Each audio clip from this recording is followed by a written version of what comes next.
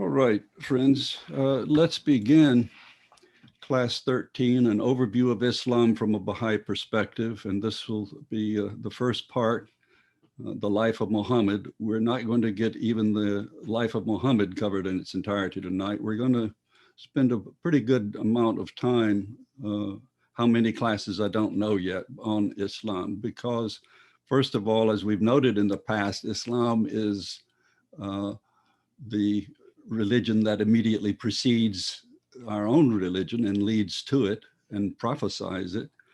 So it's important for that reason, but also it's important, as we also have noted in the past, because the Quran is the only other authoritative source of divine revelation other than the text of the Bab and Baha'u'llah. So let us begin with a couple of prefatory ideas that somewhat repeat what we began this course with, some axioms, and some that may be a little new. And I'll explain that the reason for these is the idea that Muhammad, like Moses before him, was reputed to be illiterate. He was a driver of a camel caravan, highly respected individual, but of no remarkable rank. And so his experience, the first intimation of his revelation in the cave where the angel Gabriel appears to him, seems to be a transformative experience. So we're going to deal with what do the Baha'i writings say about these epiphanies of the prophets. So I'm going to present to you a brief argument or syllogism. If God is perfect and God has a plan, then should that plan not also be perfect? And if that plan is perfect, then should it not work perfectly? But if it is working perfectly, why so far have all of God's religions seemed to degenerate into discord and confusion? And the answer to that, from a Baha'i perspective, is because God has purposely provided us with individual and collective free will that we might learn by degrees from our collective memory and our individual memory and the study of our history. So we come again to the important dictum that we need to study history, both that of the Baha'i faith and other religions as well, because it is, after all, one continuous religion of God revealed in successive and progressive stages. So there'll always be a need for a next step in our collective spiritual education, even if the followers do precisely the right thing. Now, I don't know if we'll ever do precisely the right thing, but we're getting better at it, or we shall. So the writings confirm. Consequently, that need does not have to result from degeneration and dysfunction of the previous revelation. So where we're going to see that Islam runs into splitting and schism and a number of other problems in the same way that the previous religions did, we are assured that this will not happen with the Baha'i faith. And yet we know the next manifestation will be tested. This is something we've discussed before, but it bears repeating because we're going to look much more closely at the authoritative and authentic history we have about Islam, though some of it's disputed as well. So what is the value of studying Islam for Baha'is? And this is what I'm going to read. The next several slides are right from the text of Shoghi Effendi, The Advent of Divine Justice, where he states, Baha'is must strive to obtain from sources that are authoritative and unbiased a sound knowledge of the history and tenets of Islam, the source and background of their faith, and approach reverently and with a mind purged from preconceived ideas the study of the Quran, which, apart from the sacred scriptures of the Babi and Baha'i revelations, constitutes the only book which can be regarded as an absolutely authenticated repository of the Word of God. They must devote special attention to the investigations of those institutions and circumstances that are directly connected with the origin and birth of their faith, with the station claimed by its forerunner, and with the laws revealed by its author.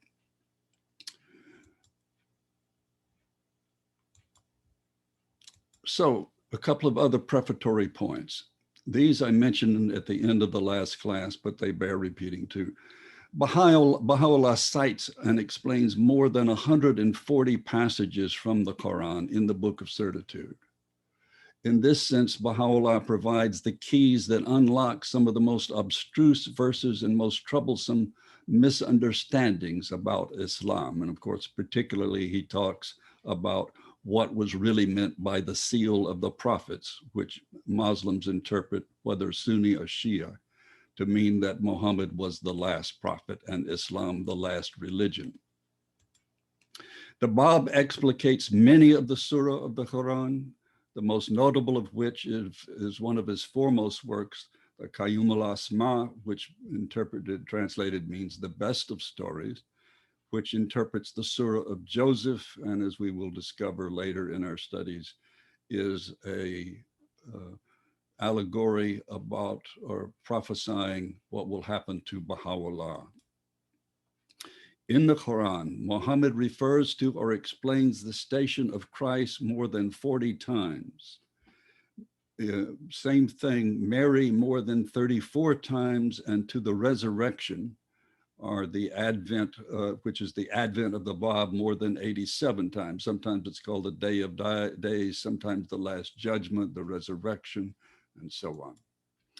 In the Quran, Muhammad retells and explains the meaning of many of the most notable Old Testament stories that we can presume more accurately and authentically, since the Quran itself is authentically the words of the prophet and not passed down from mouth to mouth or person to person. Throughout the Quran, Muhammad discusses progressive revelation and distinguishes between two sorts of divinely empowered intermediaries. The manifestations, which for whom he uses the term Rasul, and the prophets, who are called Nabi.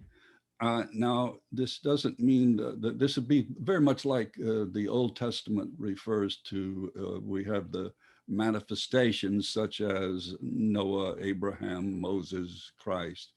And then we have, or Christ is not in the Old Testament. And then we have the prophets like Daniel, Isaiah, and so on, who are what are called minor prophets in some answered questions. To begin understanding the life of Muhammad, we need to start with the historical, cultural, and geographical context into which he was born. Second, we do well to acknowledge three axioms I have derived, more axioms for you, from the Baha'i writings as discussed at length in my book, The Face of God Among Us, which is a pretty thorough examination of the manifestations about their station, their capacity, and so on. It's a rather elaborate examination. So here are three axioms, and there are going to be more than one slide on each axiom. So we will get to Islam in just a minute. How great then must be the challenge to those belong to such races and nations, and having responded to the call which these prophets have raised, to unreservedly recognize and courageously testify to this indubitable truth, that not by reason of any racial superiority, political capacity, or spiritual virtue which a race or nation might possess, but rather as a direct consequence of its crying needs, its lamentable degeneracy and irremediable perversity, has the prophet of God chosen to appear in its midst, and with it as a lever has lifted the entire human race to a higher and nobler plane of life and conduct. Now that's hard, that's one long sentence. And of course, this is from The Guardian, who writes long sentences, and they're not easy to understand. But as you see from the title of this slide, the basic point that I'm getting at and justifying by quoting the writings is that the manifestations choose where they will appear. And where they choose to appear is in a place that is in tremendous degeneration, not physically necessarily or culturally, but spiritually. For it is precisely under such circumstances and by such means that the prophets have from time immemorial chosen and were able to demonstrate their redemptive power to raise from the depths of abasement and of misery the people of their own race, those meaning where they grow up, and nation, empowering them to transmit in turn to other races and nations the saving grace and the energizing influence of their revelation. So, in other words, it is not by accident or as a punishment or something. They do this to show the power of the revelation to transform. And it's sort of like, as the Guardian says here, if they can transform these people and make them heroes and heroines, think what they can do to the rest of the land. And so we see the Persian Baha'is, once they become Baha'is, going throughout the world to teach the faith and become the true heroes and heroines of this age. This Dr. is why Hattrick, this let is me what, interrupt you. yes. I so apologize. Let me interrupt you here. We are not seeing any slides. If I could just pause you here and have you reshare Oh in order my that we can goodness, I'm track so track with sorry. you. I'm not sharing the screen. You should have told me sooner. I'm so There we sorry, go. friends. Well, at least I'm not going to go back over. I will spare you from that. Thank you. Next time, interrupt me as anytime you want. This is why the Bab and Baha'u'llah chose Persia. In the light of this fundamental principle, it should always be borne in mind, nor can it be sufficiently emphasized, that the primary reason why the Bab and Baha'u'llah chose to appear in Persia and to make it the first repository of their revelation was because of all the peoples and nations of the civilized world, that race and nation had, as so often depicted by Abdul Baha, sunk to such ignominious depths and manifested so great a perversity as to find no parallel among its contemporaries. For no more convincing proof could be adduced demonstrating the regenerating spirit animating the revelations proclaimed by the Bab and Baha'u'llah than their power to transform what can be truly regarded as one of the most backward, the most cowardly and perverse of peoples into a race of heroes, fit to effect in turn a similar revolution in the life of mankind. Um, Amazing writing by the Guardian and also amazing idea. Uh, so I'm going to skip over this slide, but you can read it on your own when you download the PowerPoint. But it's why don't the manifestations choose a place that might seem deserving? And the Guardian simply says, and you can see this is from Advent and Divine Justice, that what good would that show? In other words, what would be the contrast? And he says, as you can see here, the contrast so strikingly presented in the pages of Nabil's narrative, The Dawnbreakers, between the heroism that immortalized the life and deeds of the Dawnbreakers and the degeneracy and cowardice of their defamers and persecutors is in itself a most impressive testimony to the message of him who had instilled such a spirit into the breast of his disciples. I remember, and I'm sure you've all had this experience, or many of you, those who are Baha'is and have had a chance to read the Dawnbreakers, or even God Passes By, though you don't have the detail in God Passes By, of how utterly grotesque and inhumane or inhuman the treatment of the Babis was. And of course, the pictures of families that had been slaughtered and so on. They're really quite unbelievable. And I remember when I was in college and first read that, then I really thought that this can't be that a people could be that degenerate. And then I was realizing, and it's, and it was less than a century ago You might expect that in some, barbarian time. So for any believer of that race, the Persian people, and I say that because the Guardian uses the term race, obviously, in this very liberal sense, not to designate the way we would use the term today, to maintain that the excellence of his country and the innate nobility of its people were the fundamental reasons for its being singled out as the primary receptacle of the revelation of the Bab and Baha'u'llah would be untenable in the face of the overwhelming evidence afforded so convincingly by that narrative, meaning Nabil's narrative. In other words, any Persian who says the reason they came was because the Persians are such great people, no, quite the reverse. The second axiom, the manifestations choose the persona they will assume. Now, this is my interpretation, and you can agree with it or not. But this is a paragraph at the beginning of a chapter after Baha'u'llah has deceased, where Abdu'l-Baha takes over control of, or is appointed to take charge of the Baha'i faith. This is from God Passes By. The dissolution of the tabernacle, wherein the soul of the manifestation of God had chosen temporarily to abide, signalized its release from the restrictions which an earthly life had of necessity imposed upon it. It goes on to say that its influence no longer circumscribed by any physical limitations, its radiance no longer beclouded by its human temple, that soul could henceforth energize the whole world to a degree unapproached at any stage in the course of its existence on this planet. And the key phrase here for me is chose, that he chose temporarily to abide in this particular persona, if you will.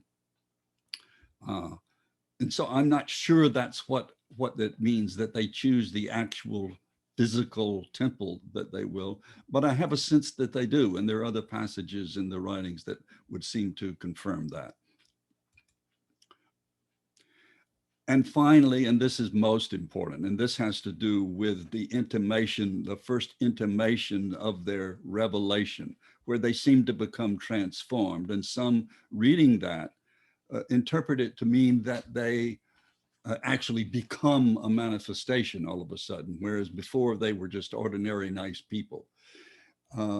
The writings are very clear about this. They are manifestations from the beginning, as we've noted earlier in our course.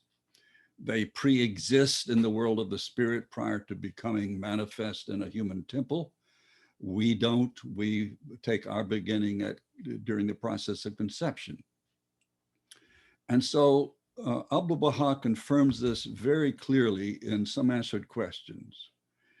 He states, verily from the beginning, that holy reality is conscious of the secret of existence. And from the age of childhood, signs of greatness appear and are visible in him. Therefore, how can it be that with all these bounties and perfection, he should have no consciousness, meaning consciousness of his station? That's how I interpret it. But then he says it more convincingly in a passage that is often misunderstood, I feel, where he says, and this is quoted, of course, in God Passes By, but it's taken from his letter to Nasir-ed-Din Shah, the king. And he says, "O king, I was but a man like others, asleep upon my couch, when lo, the breezes of the all-glorious wafted over me, and taught me the knowledge of all that hath been. This thing is not from me, but from one who is almighty and all-knowing." Now, this should remind us of the passages we read several classes ago, where Christ says, I speak not on my own authority, but by the authority of the Father who sent me. It's exactly the same concept. But Abdu'l-Baha goes on to say, this is the state of manifestation. It is not sensible. In other words, he wasn't literally on a couch. Remember, when this occurred, he was in the Sia Chal. There were no couches in the Sia Chal. It is an intellectual reality, exempt from exempt and freed from time, from past, present, and future. It is an explanation, a simile, a metaphor, and is not to be accepted literally. Very important we understand that. Uh, and finally, the holy manifestations have ever been, and this again is from Abul Baha, and will ever be luminous realities. No change or variation takes place in their essence. Before declaring their manifestation, they are silent and quiet like a sleeper. And after their manifestation, they speak and are illuminated like one who is awake. This first intimation, and this is my writing, not Abdul Baha's, this first intimation is still impactful, and yet we must conclude the event is partially to explain to those who know them, the neighbors and friends with whom they've grown up with, why they are suddenly endued with power, authority, and divine wisdom. So they have to give some explanation. They can't say, I've been fooling you all along. I've been a manifestation, but I didn't want to tell you, so on. And so, in a sense, you have to say they are in a guise of a simple caravan driver. Now, of course, one of the ways we know this is uh, through the evidence in their childhood and so on. But the description of the first intimation is important, and it's certainly crucial in the story of the life of Muhammad, that he's in that cave where he would go periodically to meditate, particularly because he was so disturbed by the uh, culture in which he was having to live, this lack of spirituality, its inhumanity, and so on, that he would go to that cave periodically to meditate and pray. And it was in that he had the first intimation of his own revelation. And it is said that he ran to Khadijah, his wife, to wrap him in a mantle because he was so shaken by it. Now, we'll get to that later. The two cities we're going to be dealing with in the story of Muhammad's life, because while he went a few other places, almost all the action in the story of his life takes place between these two cities that are 200 miles apart. Muhammad was born in Mecca, the city of naked hills. It had regular paved streets, fortified houses, and a town hall. The Meccans were merchants. Two great caravans left Mecca each year, one to Yemen or Iran, the other to Syria. The steppes of Central Asia and Arabia were the ocean of the ancients, and companies of camels their fleets. That's a beautiful analogy that's used by one historian. The great caravans included as many as 3,000 camels and 200 men. The whole town of Mecca, from which they would depart and where they would return to sell their wares, might invest in them. Their coming and leaving was the cause of wild excitement announced with the beating of drums. And so here is the Arabian Peninsula, uh, as it was in the time of Muhammad. And you see the two cities of Mecca here, and here is an old painting of what these caravans look like. You see the howdah in that the first caravan, and this is how long, with 200 men and 3,000 camels, you can see they would be just like a river. And of course, the analogy they use is a ship sailing the ocean, and there's the trail of the ship.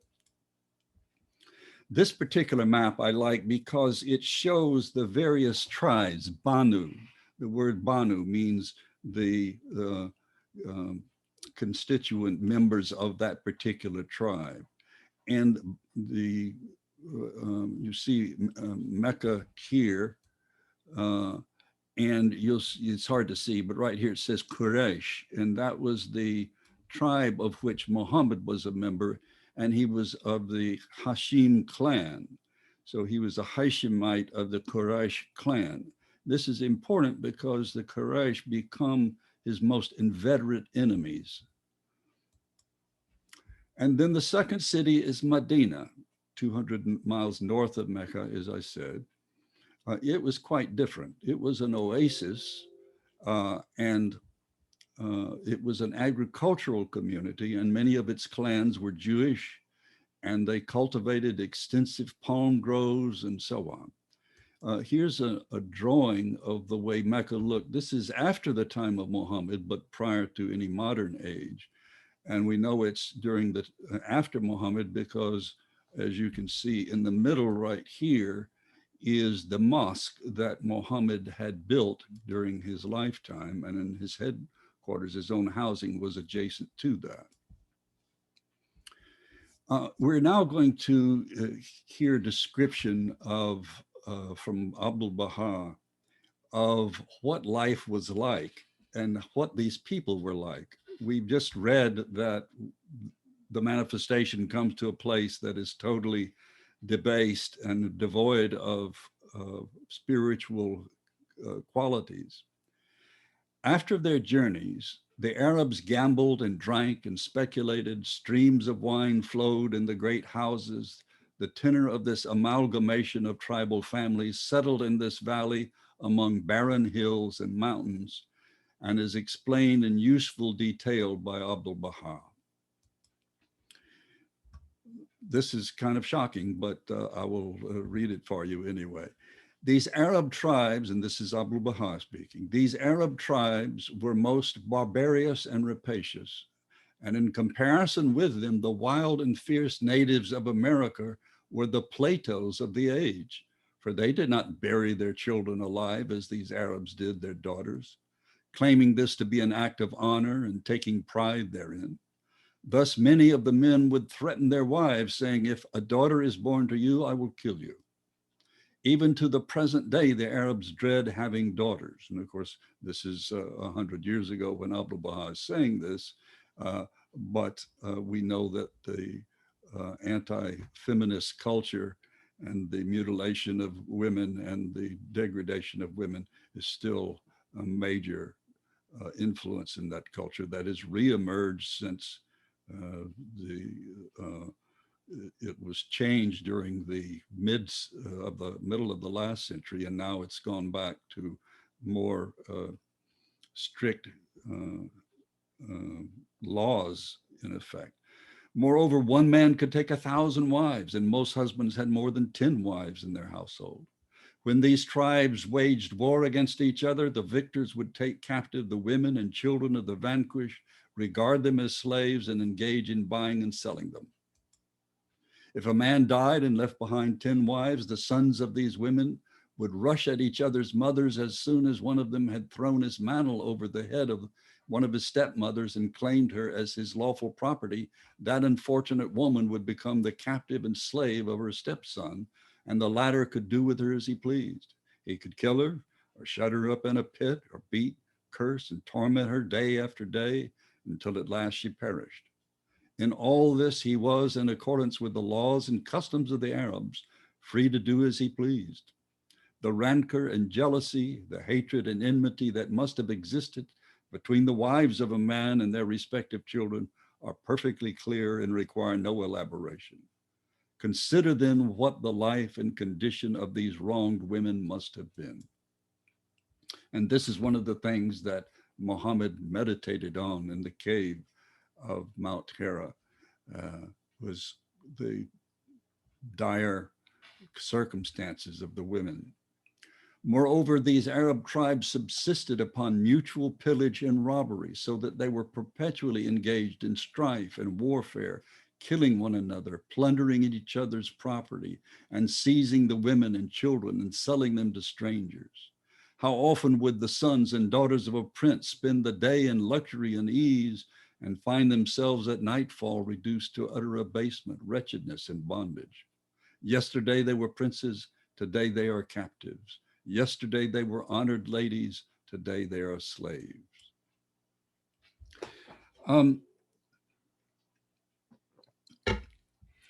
While you're digesting that, I'm going to show you, I'm going to use it as a slide. This is a wonderful presentation by an Arab member of a society that has spent 10 years reconstructing in miniature, or excuse me, through a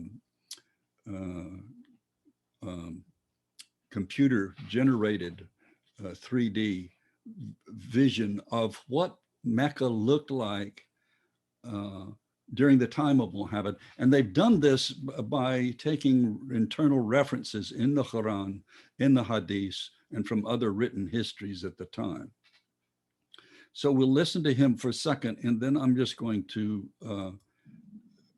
slide it over.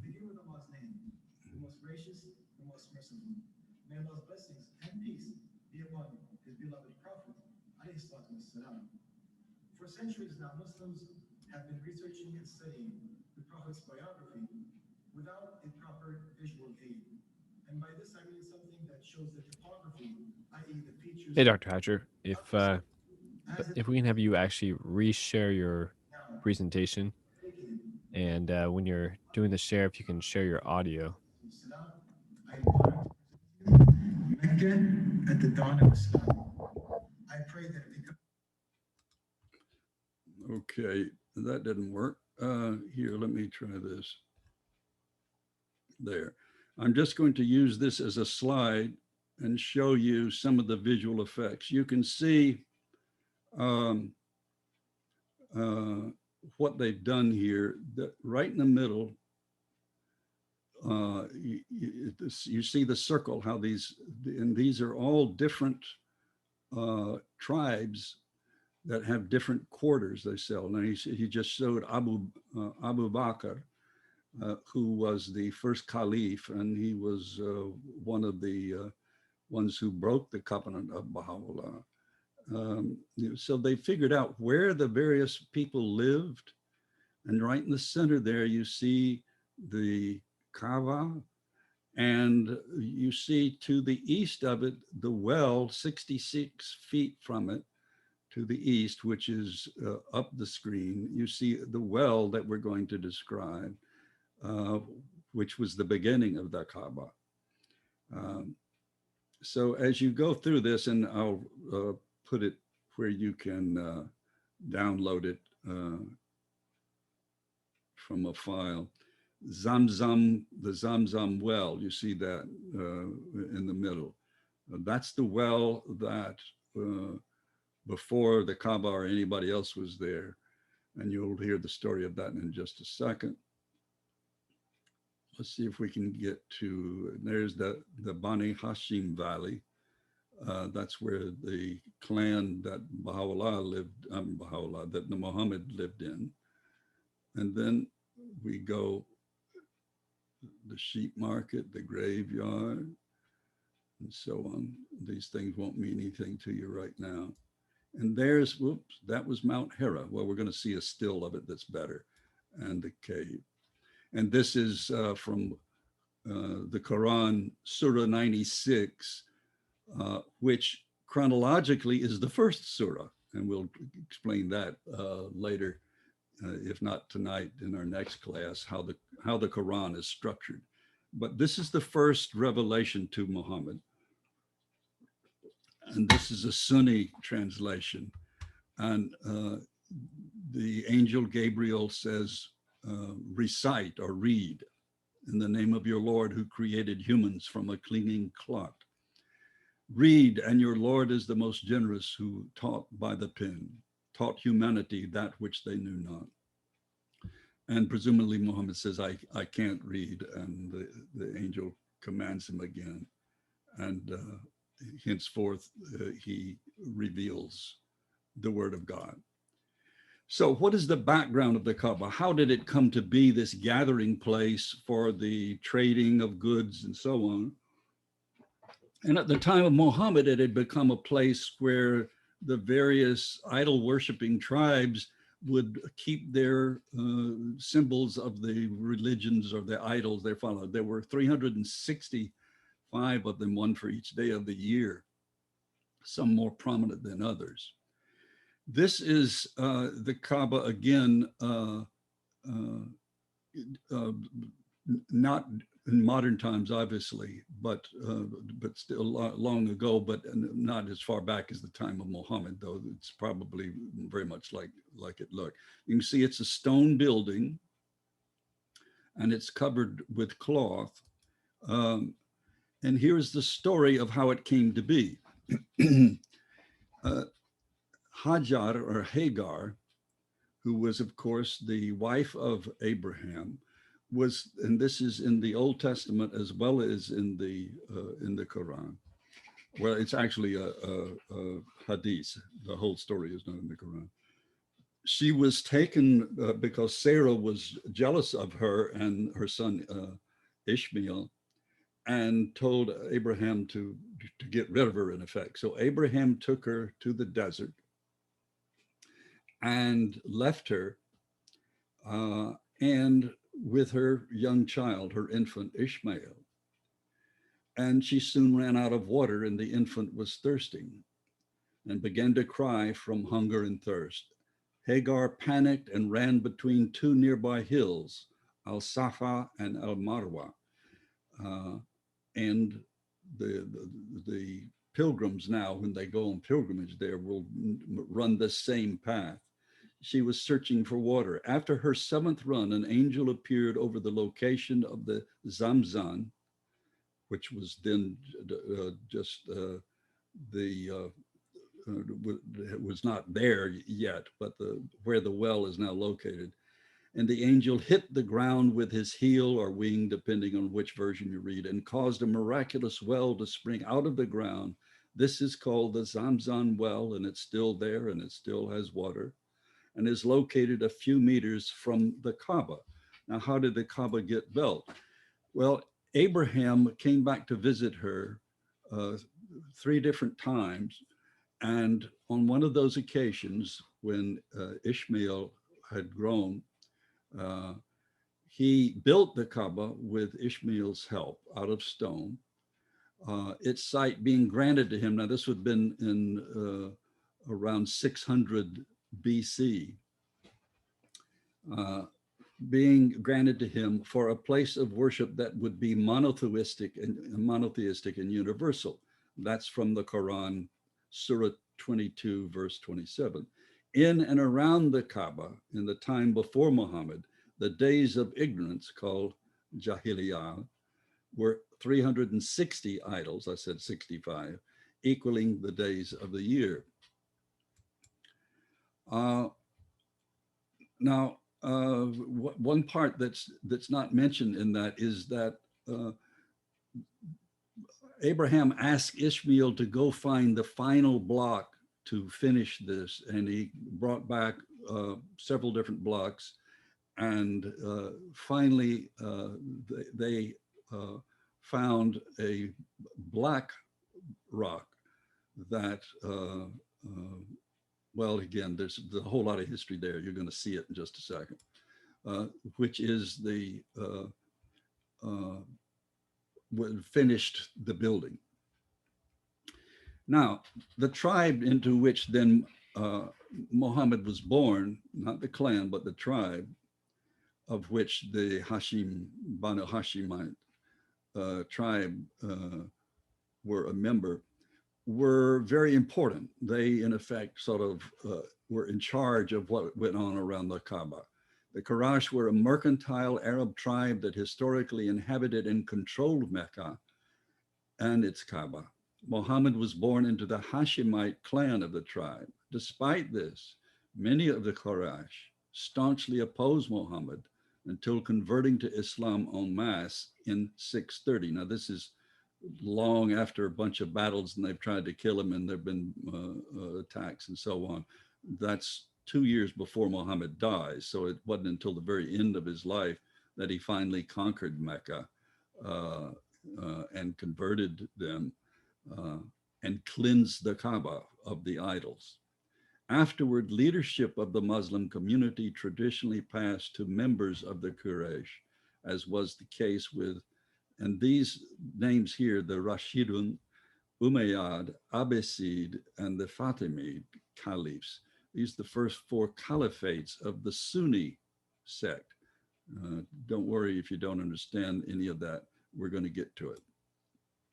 The Quraysh tribe also enjoyed such functions as distributing water and food to the pilgrims, taking charge of the council hall. Now, remember, pilgrims in this case were the uh, pagan pilgrims who came to idol worship. This is not, we're not talking about after Muhammad, and raising the banner in war. Muhammad was a member of this tribe, closely related to the oligarchy, his grandfather, Abdul Muttalib, being the foremost chief of Mecca, and his uncle protector, Abu Talib, a leader afterward. A few more slides. This is how the Kaaba looks today, a bit different. All those things you see around there, they aren't flowers, those are people bowing to the Kaaba. And the Kaaba is covered in cloth, which is changed every year with a new cloth. And then on the Kaaba, on the side of it, because the rock was eventually uh, rubbed so much by the pilgrims that it became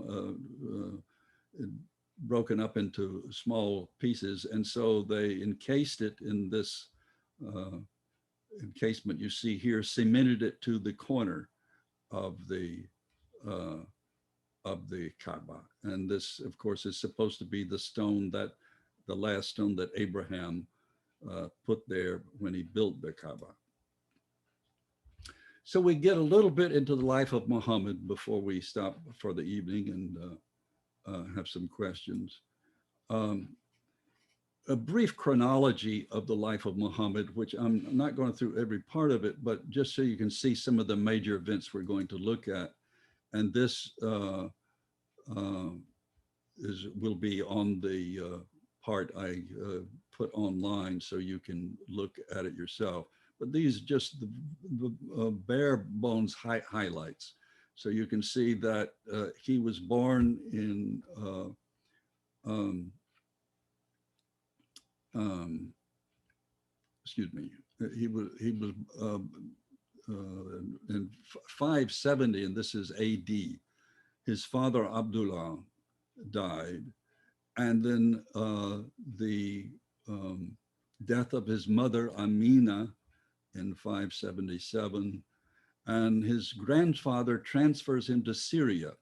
Now, there's an interesting story there we'll see before we close tonight. When he was a child of, you can see, 12 or 13 years old, the only story from his childhood, and it parallels so nicely the story we have of Christ when he was a child in the temple, of the Bab when he was being taught by his teacher, and of Baha'u'llah and the dream his father had about him and his accomplishments. He meets when he's 25 years old, Khadija, who becomes his wife. She actually asked him to marry her. She's a widow and a beautiful woman and a very rich woman. In fact, he is a caravan driver for her. She's 16 years his senior, so she's about 40 years old. Then we're going to skip over some of these. You can see at the age of 40 is when he first has his revelation. So not until he's 40 years old does he have the first intimation of his revelation. And then he begins gathering some followers in Mecca, but in secret, because again, this is a new religion and they all have their own religious preferences, and none of them are monotheistic. Well,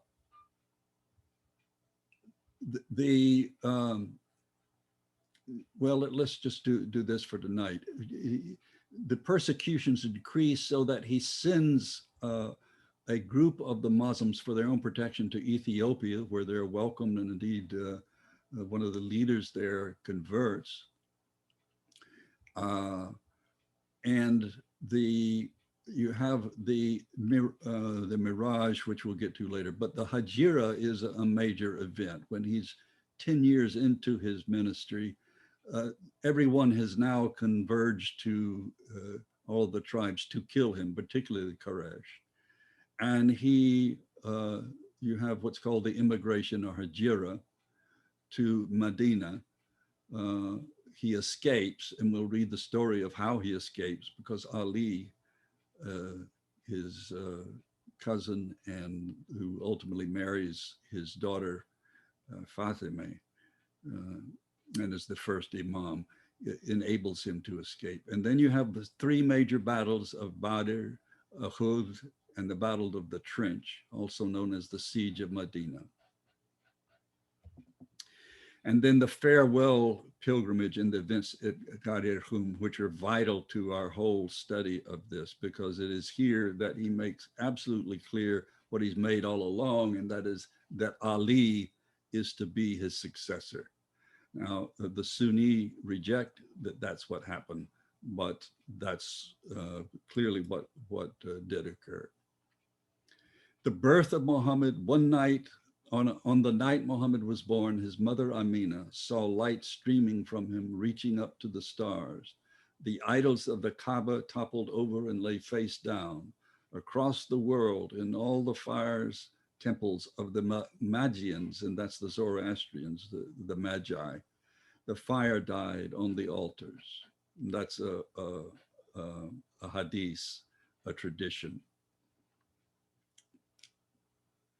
This is a picture of Muhammad as a youth, and the story here is quite fascinating. The person bowing to him is a man named, let me see if his name is given here.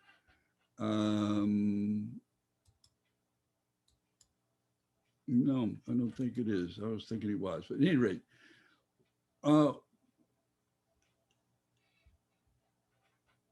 let's see. He came on as a trusted one. Oh, I know where. Well, I can tell you the story at any rate. This man is a monk in Syria, and when he saw Muhammad and saw the quality of the youth, he recognized him as fulfilling the promise of the return of Christ. And he told him as much, and even cited the scripture describing Muhammad, the attributes of Muhammad. And so he's bowing to Muhammad, and he tells Muhammad that, and all who are there, that he is the promised one of Christianity.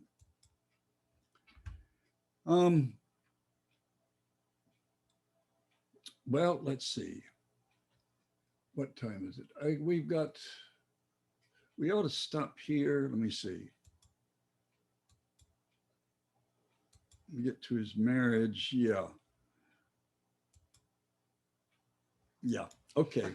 We'll get into that next time, his marriage to Khadija. So we'll stop here and begin here next time. So let me stop sharing, and I'll be willing to answer any questions. The story will get a little more even next time. And you're going to hear, these names throw you. And if you've ever tried to read Hand of the Cause, Balyuzi's The Course of Islam, it's so hard to get through because he throws all of these names, Arabic names at you, and you get lost in about 2 seconds. So we're going to clarify that we only have about 6 or 7 people whose names that we need to be aware of. And ultimately it boils down to fewer than that, who are the main players. And this will be Muhammad, Khadija, then his later wife, Asiya, not Asiya, Aisha, and then Ali, his cousin, and then Abu Bakr and Umar. So, questions?